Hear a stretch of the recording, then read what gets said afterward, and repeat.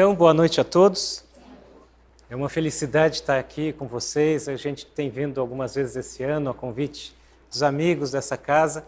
E a gente sempre se sente tão acolhido, tão bem à vontade. E é gostoso conversar com vocês sobre esses assuntos. Eu quero que vocês fiquem à vontade. Às vezes, durante a conversa não dá tempo de fazer perguntas, mas após podem fazer. E a gente hoje vai conversar sobre o passe. A nossa intenção não é fazer um curso de passe, que está tendo regularmente na Federação Espírita do Mato Grosso do Sul, e tem vários passes. Mas para as pessoas que estão aqui aptas a receber o passe, o que a gente tem que saber sobre isso? Ele funciona? O que acontece lá dentro? A pessoa vem, mexe as mãos, faz algum barulho, o que é que está acontecendo lá dentro? Tem como comprovar que ele funciona? E nós que estamos lá recebendo o passe, o que devemos fazer para que ele funcione? Essas são as dúvidas, as perguntas, o que a gente vai conversar hoje. Eu imagino que muitos de vocês já são frequentadores assíduos e regulares da casa, já sabem a maioria das respostas. Mas sempre tem alguma pessoa nova que vem pela primeira vez que pode ter alguma dúvida. Então eu vou trazer subsídios da doutrina espírita e da ciência convencional para que a gente chegue à conclusão da utilidade, da finalidade e de como funciona o passe. Alguém aqui está vindo pela primeira vez hoje? Pode levantar a mão, por favor? Olha só, tem bastante gente. E alguém aqui sabe o que é o passe ou alguém não sabe o que é o passe? Alguém não sabe o que é o passe? Pode levantar a mão. Tá certo.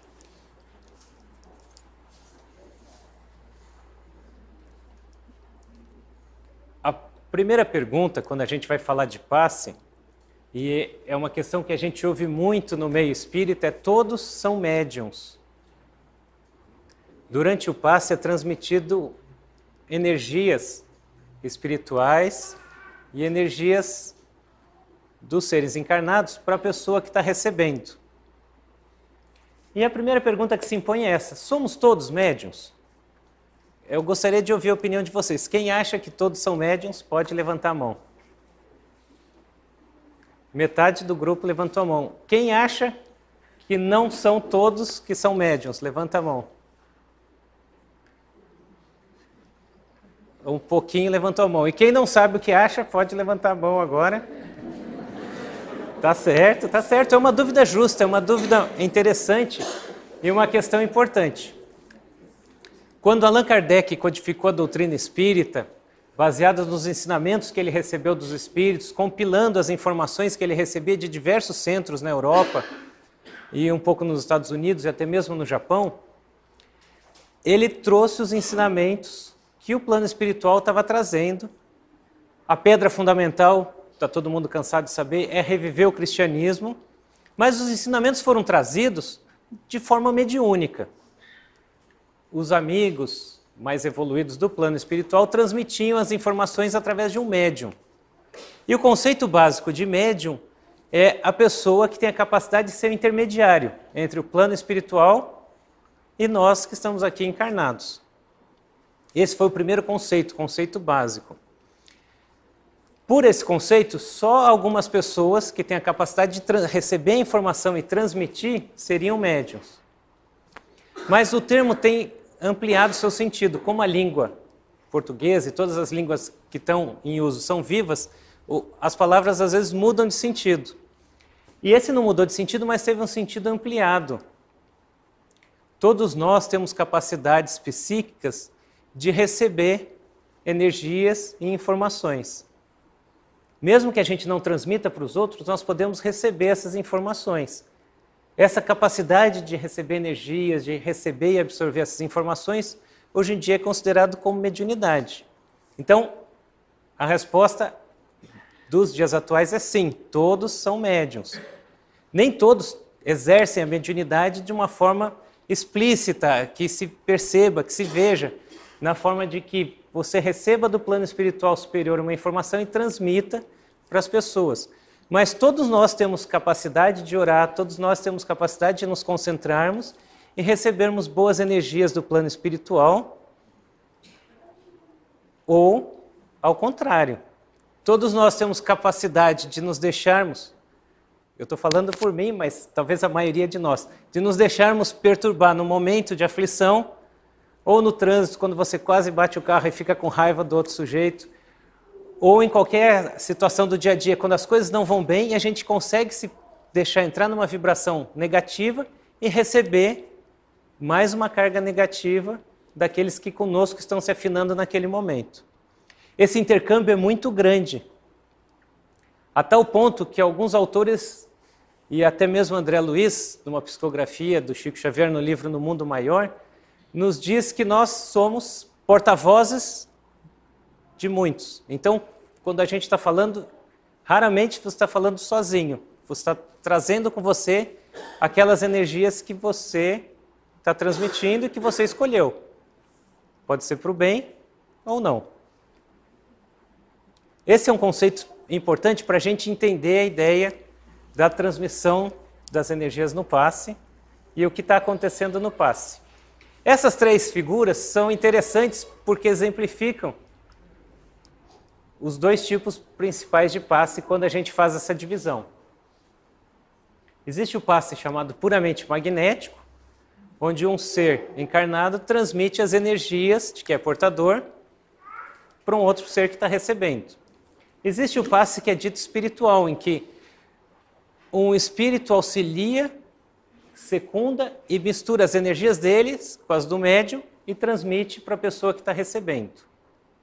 Eu coloquei o slide do meio como a postura durante o passe. Em muitos lugares se criam rituais em que há muitas exigências. Na doutrina espírita, nós não criamos rituais. A nossa orientação é sempre se colocar numa postura receptiva, principalmente mentalmente. Nós vamos conversar um pouquinho mais sobre a questão mental, mas se a gente se coloca numa posição receptiva, a nossa chance de receber as energias transmitidas é muito maior. Aqui é muito gostoso e muito agradável quando a gente chega, tem harmonização musical. Seja num centro como aqui, em que tem harmonização musical, seja num outro centro em que não tem, a partir do momento em que você entra num lugar, e isso pode ser em qualquer templo religioso, em que circulam energias de planos superiores e elevados, se você se coloca numa posição de receptividade, se você se coloca em harmonia com o ambiente e com o plano espiritual, você já está recebendo as boas energias. Então, não precisa de uma postura fixa, rígida, mas sempre se colocar de forma em que você receba e que aceite as energias que estão vindo para você. O professor Herculano Pires, nessa frase, foi muito feliz e ele sintetiza o que a gente vai dizer aqui hoje. O passe espírita é simplesmente a imposição das mãos, usada e ensinada por Jesus, como se vê nos evangelhos. Origina-se nas práticas de cura do cristianismo primitivo. Sua fonte humana e divina são as mãos de Jesus.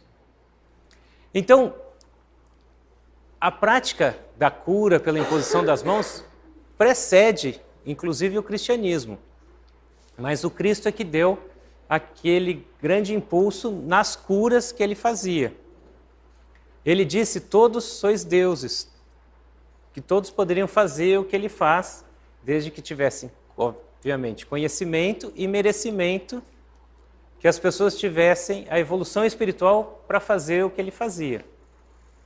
O Espiritismo revive os ensinamentos do Cristo a todo momento. Então, a pedra angular, como eu falei no início, é tentar, é se esforçar para ter a vivência cristã. E essa prática de cura, que é usada nos centros espíritas, facilita, ajuda a pessoa a se reequilibrar. O que eu posso esperar do passe? Vocês já entenderam que é uma transmissão de energia, habitualmente mista, do plano espiritual e material, em que o médium de boa vontade doa suas energias para as pessoas que estão recebendo. E o que eu posso esperar dessa doação? A recepção depende muito da pessoa que se coloca numa posição para receber. A primeira e mais importante consequência do passe é o reequilíbrio das suas energias espirituais e das suas energias físicas. Eu posso conseguir a cura das doenças do corpo com o passe? Pode.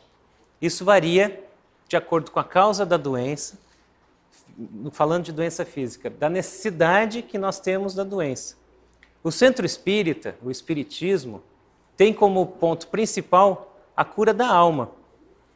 E muitas vezes a doença física, a doença do nosso corpo, nos limita, mas nos estimula a cura profunda do ser, do espírito, a cura da alma.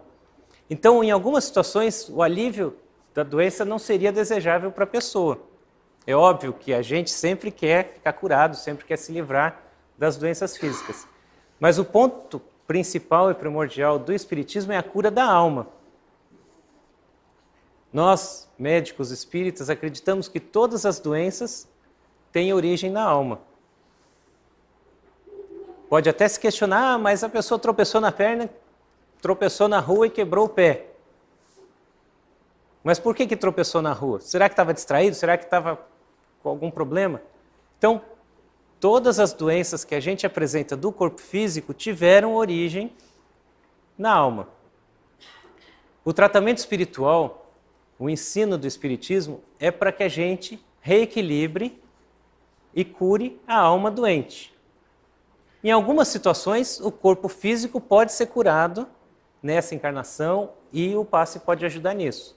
Não é sempre, mas pode acontecer e é estimulado que venha e que faça o tratamento. Uma segunda pergunta importante é o seguinte: já que o passe pode me curar, eu devo largar ou deixar de fazer o tratamento da medicina convencional? A resposta do espiritismo é não. O ideal é você associar os dois tratamentos. O tratamento prescrito pelos médicos e para o corpo físico, associado ao tratamento espiritual para a alma. Que trabalhando juntos tem mais chance de dar certo do que fazer uma coisa ou outra separados. Isso é sempre importante porque algumas vezes a pessoa pensa, bom, já que eu vou receber um tratamento aqui, será que eu preciso manter o de lá? Cada um de nós traz as necessidades de trabalho interior. Assim sendo, o momento em que a gente não precisar mais da doença física, ela vai ser aliviada e ela vai ser curada. Mas, de novo, depende de cada um de nós.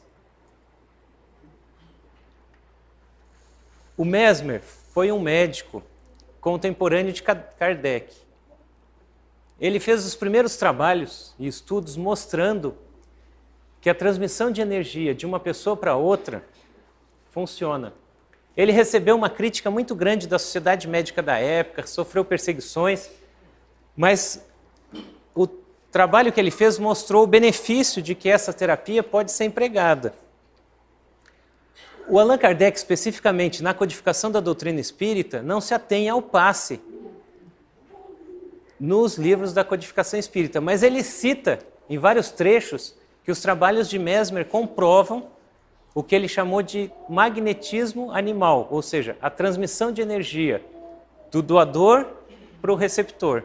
Eu deixei esse site aqui embaixo, porque aqui tem uma explicação e todo o histórico dos trabalhos do Mesmer e dos seus continuadores, que desde 1789, se não me engano, no início do século XIX, fim do século XVIII, início do século XIX, ele mostrou com seus trabalhos de que essa transmissão é possível e funciona. Agora vocês podem me dizer, e funciona mesmo? Você pode provar? Eu trouxe alguns trabalhos que são publicados em revistas médicas e que estão disponíveis na internet.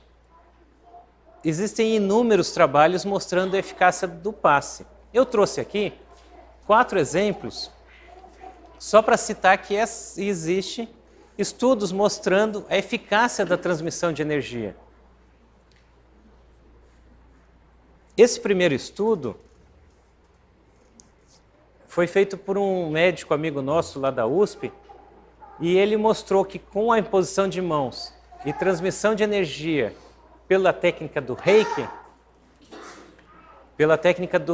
era possível aliviar a dor no peito E as pessoas que tinham a dor no peito e recebiam o reiki se curavam e tinham alívio maior do que as pessoas que não recebiam o tratamento que ele aplicou, mostrando a eficácia. O reiki é uma outra técnica de transmissão de energia que tem toda uma sequência, assim como o passe espírita, o reiki, e também, na verdade, o Navarro usou o Jorei. São técnicas japonesas antigas, mas que o princípio é o mesmo, da transmissão da energia de um doador para um receptor. A segunda pesquisa que eu coloquei aqui, é também com o Jorei, e ele mostrou a diferença em ratos. Por que ele fez uma pesquisa com ratos? Por que ele não fez uma pesquisa com seres humanos? É interessante essa pergunta, porque às vezes você pode dizer assim, o ser humano é sugestionável. Então você diz, você vai dormir melhor, você não vai ter tal coisa. E a pessoa acredita, então vai dizer, ah não, foi o subconsciente dela, foi o inconsciente dela que agiu. Mas eu acho bem difícil falar que no rato aconteceu isso, que o rato estava entendendo o que a pessoa fez e que era o consciente. Então, essas pesquisas têm um efeito científico de mostrar que a energia que a gente pode transmitir é real e funciona. A terceira pesquisa, do Dr. Luchetti, que é um médico também da Associação Médico Espírita, ele é de Juiz de Fora, salvo engano, e mostrou o efeito da transmissão de energia em cultura de bactérias. Se no rato já era difícil dizer que tinha efeito psicológico, o efeito placebo, na cultura de bactéria muito menos. E o último é só para demonstrar que no reiki também funciona. Em resumo, a transmissão de energia funciona tanto em humanos como em modelos de pesquisa com animais e com bactérias. O que é doado, o que é transmitido durante o passe? A doutora Marlene Nobre, no livro O Passe como Cura Magnética, nos diz: a matéria básica que o passista doa é o fluido cósmico, que tem vários nomes, em cada sociedade, cada grupo, assim, os chineses, os indianos e nós espíritas, cada um tem um nome diferente. Eu trouxe só o ectoplasma, que é o nome que nós estamos mais acostumados, cada um tem um nome diferente. É difícil os estudos nessa área porque ainda estão engatinhando. O Allan Kardec nos escreveu que nós somos compostos de espírito, que é o nosso eu verdadeiro, corpo físico e um elemento intermediário que faz a união do espírito e do corpo. É o perispírito que vocês ouvem falar muitas vezes aqui e eventualmente pode ter dúvidas. Esse perispírito não é uma estrutura única, assim como o nosso corpo tem várias camadas, o perispírito é subdividido em várias camadas. E de acordo com a necessidade de tratamento, a energia é transmitida para aquelas que adoecem.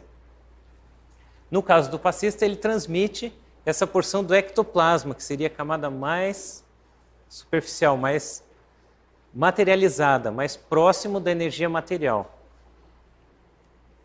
Essa citação é do Leon Denis, um grande continuador de Allan Kardec, no livro Depois da Morte. Ele diz o seguinte: o pensamento é criador, não atua somente ao redor de nós, influenciando para o bem e para o mal. Atua principalmente em nós, gera as nossas palavras e ações, construindo nossa vida presente e futura. Esse é um slide que eu gostaria que vocês prestassem bem atenção, porque tudo em nós é o nosso pensamento. Se nós cuidamos, tratamos o nosso pensamento, como o Gervásio falou no início, se nós cuidamos da nossa vida mental, com os nossos pensamentos, nós construímos toda a nossa vida presente e futura. Construímos o bem ou o mal dentro de nós e ao redor de nós. Construímos a saúde ou a doença. Eu falei lá no início da posição para receber o passe, é de que a gente se coloque numa posição receptiva, que o nosso pensamento aceite as energias que são transmitidas, porque se nós nos fecharmos, eles não vão entrar. Assim como se nós nos fecharmos a energias ruins, elas não vão chegar até nós. Somos nós que escolhemos o que vamos levar para casa daqui. O bem que está disponível todo o bem que Deus disponibiliza para nós, que Jesus nos ensina a colocar em prática no nosso dia a dia, ou a ausência do bem, que na verdade faz parte da nossa ignorância. Nós estamos todos caminhando para esse aprendizado. Perto do fim é a palavra desobsessão. As pessoas que frequentam o centro espírita já ouviram essa palavra várias vezes. Tem alguém aqui que nunca ouviu essa palavra? Levanta a mão, por favor. Tá certo, temos 2 pessoas só. E a palavra obsessão? Alguém nunca ouviu? Vamos ver se alguém levantou a mão. Quando nós nos deixamos envolver, e algumas vezes é muito difícil não se deixar envolver, situações do nosso dia a dia, a qualquer momento a gente acaba deixando de ter um pensamento numa energia elevada e se deixa em pensamentos de baixa energia, baixa qualidade. Em vários momentos ao longo do dia a gente tem pensamentos ruins. E isso faz aquela sintonia que eu falei no início com espíritos que se afinam com esse tipo de pensamento. O Allan Kardec descreveu a obsessão muito claramente, mas isso não é uma coisa nova e nem trazida pelo Espiritismo. O próprio Jesus várias vezes expulsou os demônios. O que significa isso? Significa que espíritos atrasados, não necessariamente maus, mas atrasados no sentido do conhecimento, estagiando depois da gente, se aproximam de nós e pelas brechas que nós deixamos, nos influenciam eventualmente para más atitudes, eventualmente para pensamentos ruins, eventualmente em ciclos de depressão. Isso varia ao infinito. Existem casos graves e casos simples, casos fugazes e casos que duram séculos. Óbvio que nos casos graves, a obsessão onde tem um espírito querendo se vingar de uma pessoa encarnada, a gente sempre olha para o encarnado, que é como nós, o sofredor. E sempre o espírito atrasado, que está querendo se vingar, como o mal. Mas conhecendo a pluralidade das existências, a reencarnação, faz com que a gente entenda que no passado a gente errou e provavelmente cometeu algum erro com ele. E um errou numa vida, prejudicou o outro, depois outro veio, se vingou, prejudicou, depois outro veio e se prejudicou. Os casos de obsessões graves são coisas de longo período que se perpetuam. E vai se perpetuar enquanto nós não cortarmos o ciclo. Como é que se corta o ciclo? A desobsessão. Então eu expliquei desde os casos simples, em que foi uma coisa passageira e fugaz por uma distração nossa, até os casos complexos, em que as mentes estão interligadas por erros, que habitualmente nunca é de um lado só, são dos 2 lados. Um errou, o outro errou, a consciência culpada une as 2 pessoas. Como cortar o ciclo? Como fazer a desobsessão? A terapia está no ensinamento do Mestre Jesus. O amor cobre uma infinidade de pecados. A prática do amor e do bem irrestrito. A gente tem que se modificar internamente, aos pouquinhos corrigindo os nossos defeitos, aprendendo a tolerar os defeitos alheios, não julgando e nem criticando e ajudando sempre que possível. E a partir do momento em que a gente corta o ciclo do mal, o ciclo do rancor, do ódio, da raiva, da vingança, e passa a aplicar a terapia do amor. Por que esse slide está aqui? Por que eu estou falando isso? Porque o passe nos ajuda. Quando essas coisas acontecem, nós estamos desequilibrados. As nossas energias estão sendo gastas com coisas que não são o mais importante. E o passe pode nos ajudar a reequilibrar. Existem os passes que têm a desobsessão, em que esse espírito é convidado ao diálogo, é orientado. Mas nada disso vai funcionar se o nosso pensamento e o nosso coração não trabalharem juntos na nossa reforma e na nossa melhora progressiva.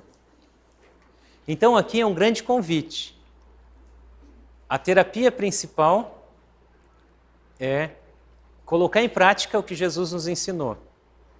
O passe é um grande aliado que pode nos ajudar nos momentos de dificuldade. Então eu vou fazer o seguinte, vou vir tomar passe segunda, terça, quarta, quinta, sexta eu estou bem, eu posso me divertir, sábado e domingo eu caio na farra e segunda eu venho de novo. Pode ser assim? Obviamente não, eu estou exagerando. A aplicação do passe, pura e simplesmente, como uma atitude externa do outro para a gente, não vai funcionar. Ela tem que ter uma atitude nossa para com o outro de recepção, que eu já falei várias vezes, e de renovação de atitudes. A pessoa que está bem equilibrada, que está se sentindo bem, que está conseguindo seguir o Evangelho no sentido de se melhorar, ela não está precisando tomar o passe, não precisa vir todos os dias. Mas ele está disponível sempre que a gente precisa, e eu aqui nessa casa já fui atendido e ajudado com sucesso por pelo menos 2 vezes. Porque o passe também pode ser aplicado à distância nos casos em que a gente não pode trazer a pessoa. As energias podem ser levadas. Se a gente tem alguém doente que não pode vir, a gente pode vir, colocar nos cadernos de vibração que as energias também são transmitidas para essas pessoas. Então a gente não sabe quantas vezes foi atendido à distância, mas 2 vezes é certo que eu vim e fui beneficiado com essa terapêutica. Eu estou chamando a atenção para que ele é importante, mas que o exagero de uso acaba desperdiçando energia e eventualmente tirando vaga de pessoas que precisam, desgastando a equipe, mas que é uma ferramenta comprovadamente útil, comprovadamente eficaz no tratamento de doenças da alma e doenças do corpo. Lembrando que o Centro Espírita tem a principal finalidade de tratar a alma, mas sempre que possível também se refletir no corpo físico. Então, lembrando o nosso amigo de todas as horas, o nosso Mestre Jesus, tem aquela passagem que uma moça ou uma senhora tinha um sangramento por anos e tocou na veste dele e ficou curado. Então, ele se vira, Jesus diz, uma virtude foi recebida. Ele se vira e fala para ela: filha, tem bom ânimo, a tua fé te curou. O Mestre Jesus, o espírito mais evoluído que já pisou nessa terra, com uma grandeza tão grande que às vezes nós confundimos ele com Deus, que a nossa capacidade ainda não é tão grande para entendê-lo completamente, transmitiu as suas energias para ele, mas ele disse mais alguma coisa, ele disse: a tua fé te curou. Então não bastava ele transmitir as energias se ela não mudasse de atitude. Era fundamental que ela mudasse de atitude. Então a fé, a energia que ela despendeu para receber, foi importante. E assim é o convite para que a gente faça isso aqui. Nós vamos para o passe, nós vamos receber, mas nós precisamos nos fazer com que as energias dentro de nós movimentem, nos libertando das energias estagnadas e trazendo novas energias, nos esforçando para que a maior parte do dia possamos manter uma energia, uma vibração positiva. Vamos cair? Vamos errar? Lógico que vamos, nós somos seres humanos. Nós vamos deixar Jesus magoado conosco porque a gente vai cair, vai errar? Lógico que não, ele que forjou esse planeta, ele sabe que a gente vai reencarnar aqui quantas vezes forem necessárias. Mas ele vai estar sempre ao nosso lado, pronto para nos secundar nos momentos de dificuldade. Mas em momento algum ele vai tirar a nossa liberdade de escolha e agir por nós. Nós vamos ter sempre bons amigos ao lado, quando assim aceitarmos essas boas energias. Mas eles nunca vão tirar a nossa liberdade de escolha e nós vamos sempre poder decidir entre fazer o bem ou deixar de fazer o bem. Ser tolerante com o nosso próximo ou ser intolerante. Ajudar a pessoa que está precisando ou não ajudar. Mas lembrando que todo bem que a gente fizer volta para nós como um círculo virtuoso. Eu quero terminar aqui deixando o convite. No dia 6 de setembro, vai iniciar às 14 horas a Marcha pela Vida. Aqui no Brasil está sendo rediscutido a proibição do aborto no sentido de legalizá-lo, porque o Brasil não é um estado religioso, é um país laico. a sua administração não é religiosa. Mas eu vou gastar um minutinho de vocês convidando para que todos participem dessa caminhada que vai ser agora no dia 6, vai sair lá do Horto às 4 horas da tarde, a ideia é que chegue um pouco antes. A gente acredita que existam não só razões religiosas para ser contra o aborto, religioso porque a gente que acredita em Deus sabe que a vida é um bem que Ele outorga e que ninguém pode interrompê-la, mas também existem razões filosóficas e até mesmo de saúde para ser contra o aborto. Tudo indica que as pessoas que fazem o aborto provocado, as mulheres, passam por uma síndrome pós-aborto que pode prejudicar a vida delas. Elas correm algum risco físico de fazer o aborto, não é um procedimento isento de risco, é uma cirurgia. E existem questões filosóficas. Se a gente decide, se o Brasil decide que o aborto é uma situação, interromper uma vida dentro do útero é uma situação legalizada, o que vai impedir lá na frente de interromper uma vida de uma pessoa que tem alguma doença? Ou um idoso, ou uma pessoa que nasce, uma criança que nasce com defeitos? Se a gente permite que o nosso país aceite o aborto, o que nos diferencia dos nazistas que faziam a eugenia e matavam os judeus porque eram diferentes? Quem vai decidir o que é certo e o que é errado? Então esse é o nosso convite para que todos participem conosco dessa primeira marcha que vai formar o comitê aqui em Campo Grande e vai mostrar para os governantes, para os políticos, a nossa opinião. Se a gente não participar, se tiver pouca gente lá, a nossa classe política vai dizer, olha, esse é um assunto que não interessa ao meu eleitor. Mas se tiver bastante gente participando e mostrando a opinião contrária, pode ser que mude a sequência do que tem acontecido no Brasil. Meus amigos, era isso que eu tinha para conversar. Se após a oração alguém quiser fazer alguma pergunta, nós vamos estar à disposição. Muito obrigado a todos.